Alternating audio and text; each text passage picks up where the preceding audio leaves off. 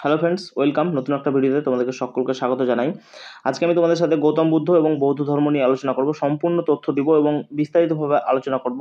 আর তোমরা জানোই যে এই টপিকটা থেকে প্রত্যেকটা পরীক্ষাতেই কিন্তু প্রশ্ন আসে, তার জন্য এই টপিকটা যে কোনো পরীক্ষার জন্য একদম ভীষণভাবে ইম্পর্টেন্ট। আর এইখানে যত রকম ক্লাস হবে সমস্ত ক্লাসের পিডিএফগুলো তোমরা পেয়ে যাবে টেলিগ্রাম চ্যানেলে। আমাদের টেলিগ্রাম চ্যানেলের লিঙ্ক আমাদের ভিডিওর ডেসক্রিপশনে অথবা ভিডিওর যে অ্যাবাউট সেকশন আছে সেখানে গিয়ে তোমরা একটা লিঙ্ক দেওয়া আছে, সেখানে ক্লিক করলেই তোমরা অটোমেটিক টেলিগ্রাম চ্যানেলে পৌঁছে যাবে। সেখানে ফ্রি অফ কস্ট তোমরা সমস্ত রকম পিডিএফ পেয়ে যাবে। তো এখানে দেখো যতগুলো শব্দ লিখেছি বা যতগুলো আমি লাইন তোমাদেরকে দিয়েছি এখানে এই পিডিএফটার মধ্যে, প্রত্যেকটা লাইন থেকেই কিন্তু প্রশ্ন হয়। তুমি প্রিভিয়াস ইয়ারের কোশ্চেন ঘেটে দেখবে যে এই লাইন থেকে হুবাহু তুলে দিয়ে কোশ্চেন তৈরি হয়েছে একদম যে কোনো পরীক্ষায়। সেটা তোমার রেলে বলতে পারো, ডাব্লিউবিতে বলতে পারো, পিএসসিতে, যে কোনো জায়গাতে এই লাইন ধরেই কিন্তু হুবহু কোশ্চেন আসে। যেমন ধরো কপিলাবস্তু, আমি এখানে কি লিখেছি যে গৌতম বুদ্ধ নেপালের তরাই অঞ্চলে কপিলাবস্তু শহরে জন্মগ্রহণ করেছিলেন, ঠিক আছে। তো এখান থেকে প্রশ্ন হবে যে তোমার গৌতম বুদ্ধ কোথায় জন্মগ্রহণ করেছিলেন, তখন উত্তর হয়ে যাবে কপিলাবস্তু। তাই এই পিডিএফটা সম্পূর্ণ যদি তোমরা দেখতে থাকো বা এই ভিডিওটা সম্পূর্ণ যদি তোমরা দেখো, তাহলে এই গৌতম বুদ্ধ আর বৌদ্ধ ধর্ম থেকে যাই প্রশ্ন আসুক না কেন তোমরা ছেড়ে আসবে না, তোমাদের 1 নম্বর নিশ্চিত, গ্যারেন্টি। তাই ভিডিওটা দেখতে থাকো। দেখো, গৌতম বুদ্ধ নেপালের তরাই অঞ্চলের কপিলাবস্তু শহরে লুম্বিনী শহরে এক শাক্য বংশে জাতিতে ক্ষত্রিয় বৈশাখী পূর্ণিমার দিনে জন্মগ্রহণ করেছিলেন। খ্রিস্টপূর্ব 563 বা কোনো কোনো ক্ষেত্রে 566, এটা নিয়ে বিতর্ক আছে। তো বেশিরভাগ উত্তর নেয় তোমার হচ্ছে 563, ঠিক আছে। তো দেখো, গৌতম বুদ্ধ জন্মগ্রহণ করেছিলেন কপিলাবস্তু শহরে, যেটা নেপালের। তিনি জাতিতে ছিলেন ক্ষত্রিয়। প্রশ্ন এখান থেকে হয় যে গৌতম বুদ্ধ জাতিতে কি জাতি ছিলেন, তখন হয়ে যাবে ক্ষত্রিয়। দেখো, তিনি শাক্যমুনি নামেও পরিচিত ছিলেন। তার পিতা শুদ্ধোধন কপিলাবস্তুর প্রশাসক নির্বাচিত ছিলেন। পরীক্ষায় প্রশ্ন আসতে দেখা গেছে যে গৌতম বুদ্ধের পিতার নাম কি ছিল, শুদ্ধোধন। গৌতম বুদ্ধের মাতার নাম কি ছিল, মহামায়া, যে কিন্তু কোশালের রাজকন্যা ছিল। গৌতম বুদ্ধ ছোটবেলায় তার লালন পালন হয়েছে তার মাসির কাছে গৌতমী, তার জন্যই তখন থেকে তার নাম হয়ে যায় গৌতম। আর গৌতমের নাম কিন্তু ছোটবেলায় গৌতম ছিল না, ঠিক আছে, তার নাম ছিল সিদ্ধার্থ বা তথাগত। তার মাসির কাছে লালন পালন হয়েছিল, যার মাসির নাম ছিল গৌতমী বলেই তার গৌতমী পুত্র গৌতম নাম হয়েছে, ঠিক আছে। দেখো, তার স্ত্রীর নাম হয় যশোধরা বা গোপা। মাত্র 16 বছর বয়সে কিন্তু বিবাহ করেছিলেন এবং 29 বছরে একটি পুত্র সন্তান হয়েছিল যার নাম ছিল রাহুল। পরীক্ষায় প্রশ্ন আসতে দেখা গেছে যে গৌতম বুদ্ধের পুত্রের নাম কি ছিল, রাহুল। এবার হচ্ছে প্রশ্ন, দেখো, মহাভিনিষ্ক্রমণ।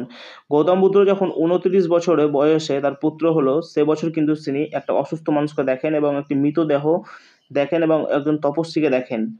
এই 2-3 জন মানুষকে কিন্তু দেখেন এবং এটা দেখে তিনি গৃহত্যাগ করেন। এটা নিয়ে একটা গল্প আছে, তোমরা যদি কেউ ডিটেলসে গৌতম বুদ্ধ বা তোমার গৌতম বুদ্ধের জীবনী বা তোমার বৌদ্ধ ধর্ম পড়ো তাহলে সে অবশ্যই জেনে থাকবে। তো তার সঙ্গে নিয়ে যান তিনি রথচালক চান্না, তার প্রিয় ঘোড়া কন্তক, তাকে নিয়ে যান, ঠিক আছে।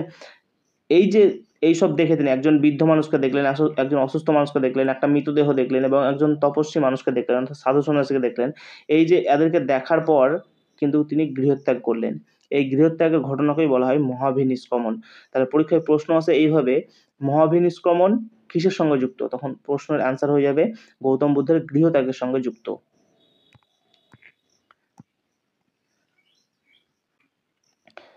গৌতম বুদ্ধের গুরুর নাম আলারকামা। তিনি আলারকামা এবং উদাক্কা রামপুত্তার কাছে শিষ্যত্ব গ্রহণ করেন এবং তার চিকিৎসক যে চিকিৎসা করত তার নাম হচ্ছে জীবক। দেখো, নৈরঞ্জনা বা ফাল্গু নদীতে স্নান করার পর সুজাতা নামের একজন বণিক কন্যার কাছে তিনি পরমান্ন গ্রহণ করেন। তাহলে এখানেও পরীক্ষায় আসতে দেখা গেছে যে নৈরঞ্জনা নদীতে স্নান করেছেন, অর্থাৎ গৌতম বুদ্ধ কোন নদীতে বা কোন নদীর তীরে বুদ্ধ লাভ করেছেন বা জ্ঞান লাভ করেছেন, তখন হয়ে যাবে নৈরঞ্জনা নদী, ঠিক আছে। অশ্বত্থ গাছের তলায় গভীর ধ্যানে মগ্ন হয় এবং উড়োবিল্ল নামক স্থানে 35 বছর বয়সে কিন্তু তিনি অশ্বত্থ গাছের তলায় বসে ধ্যানে মগ্ন হয়। এরপর থেকেই তিনি বুদ্ধ বা জ্ঞানী নামে খ্যাত হন।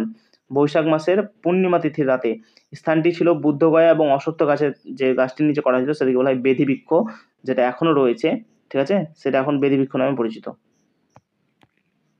তারপর দেখো, ওই যে স্থানে গৌতম বুদ্ধ বুদ্ধ লাভ করলে বা যা অ্যাকচুয়ালি যখন তার নাম হলো গৌতম বুদ্ধ, যখন জ্ঞান অর্জন করার পর যখন গৌতম বুদ্ধ নামে পরিচিত হলো, তখন তিনি সেখান থেকে প্রথম বারাণসীর কাছে সারনাথে গিয়ে একটা বুদ্ধদেবের 5 জন তপস্বীকে তার প্রথম ধর্ম প্রচার করেন। এই যে ওই যে বুদ্ধ হওয়ার পর অর্থাৎ জ্ঞানী হওয়ার পর প্রথম যে ধর্ম প্রচার করেন সেটা হচ্ছে ধর্মচক্র প্রবর্তন। এই 5 জন শিষ্য ছিলেন কৌণ্ডিন্য, ভদ্রিক, অশ্বজিৎ, বাষ্প আর মহানাম। ঠিক আছে। তাহলে পরীক্ষায় প্রশ্ন আসতে দেখা গেছে যে ধর্মচক্র প্রবর্তন কিসের সাথে যুক্ত, তখন হবে গৌতম বুদ্ধের প্রথম বাণী প্রচার বা ধর্ম প্রচারের সাথে যুক্ত। এদের মধ্যে প্রথম শিষ্যত্ব পেয়েছিলেন হচ্ছে কৌগুণ্য। বুদ্ধের মৃত্যু হয় খ্রিস্টপূর্ব 446 খ্রিস্টাব্দে। ঠিক আছে। 40 বছর বয়সে উত্তরপ্রদেশের গোরখপুর জেলার কুশীনগরে দেহত্যাগ করেন। এই ঘটনাকে মহাপরিনির্বাণ বলে। পরীক্ষায় প্রশ্ন আসবে যে গৌতম বুদ্ধ কোথায় দেহত্যাগ করেছিলেন, তখন আনসার হবে কুশীনগরে। এই গৌতম বুদ্ধের দেহত্যাগের ঘটনাকে কি বলা হয়, মহাপরিনির্বাণ বলা হয়। পরীক্ষায় বহুবার কোশ্চেন এখান থেকে আসতে দেখা গেছে। এই টপিকটা ভীষণ ইম্পর্টেন্ট, তোমরা যাদের সামনে পরীক্ষা WBP আছে বা NTPC আছে, ভীষণ ইম্পর্টেন্ট তোমাদের জন্য এটা। বিশ্বকবি রবীন্দ্রনাথ তাকে সর্বশ্রেষ্ঠ মানবও বলেছেন। দেখো, বুদ্ধের মতে অতৃপ্ত বাসনাই হচ্ছে সমস্ত দুঃখের কারণ, এবং এই দুঃখের কারণ নিবারণের জন্য তিনি 8টা পথের বলেছিলেন বা মার্গের নাম বলেছেন, সেটাকে বলা হয় অষ্টাঙ্গিক মার্গ। পরীক্ষার প্রশ্ন আসবে অষ্টাঙ্গিক মার্গ কিসের সাথে যুক্ত, বৌদ্ধ ধর্মের সাথে যুক্ত। সেই অষ্টাঙ্গিক মার্গের মধ্যে হচ্ছে সৎবাক্য, সৎকর্ম, সৎসংকলন, সৎজীবন, সৎচেষ্টা, সৎস্মৃতি, সাম্যক দৃষ্টি ও সম্যক সমাধি। পঞ্চশীল নীতি কিন্তু বৌদ্ধ ধর্মের সাথে যুক্ত।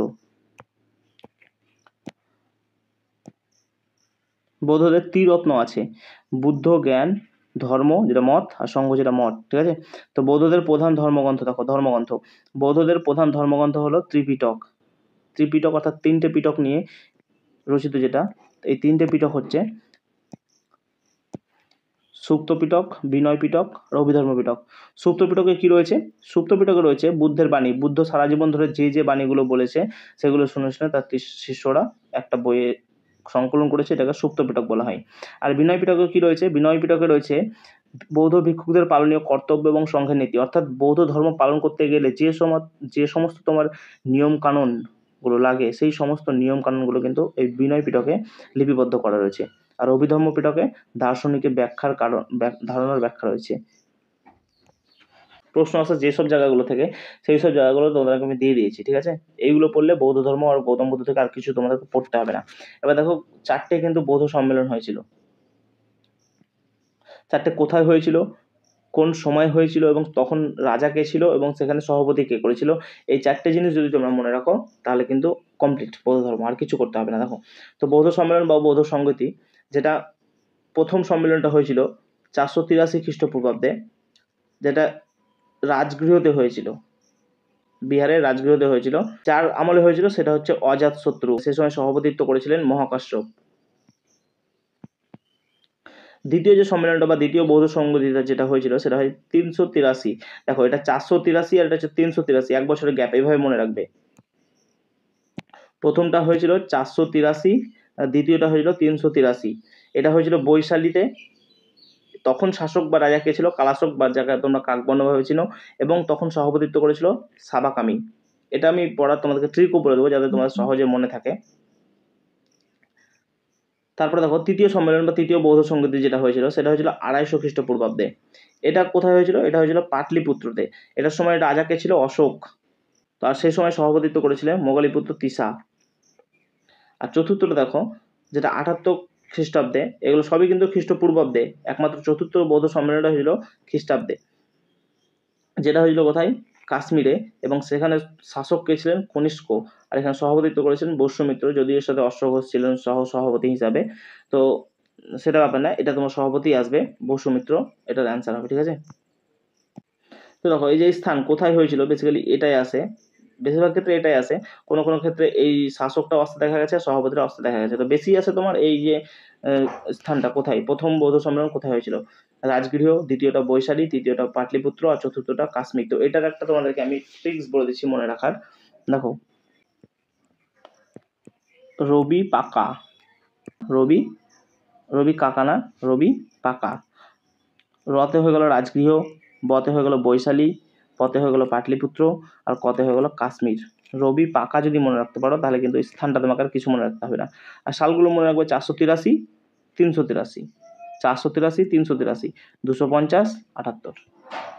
আর এগুলো একটু ইতিহাস যখন পড়বে তখনই তোমার মনে থেকে যাবে। অজাতশত্রু, কালাশোক, অশোক আর কনিষ্ক।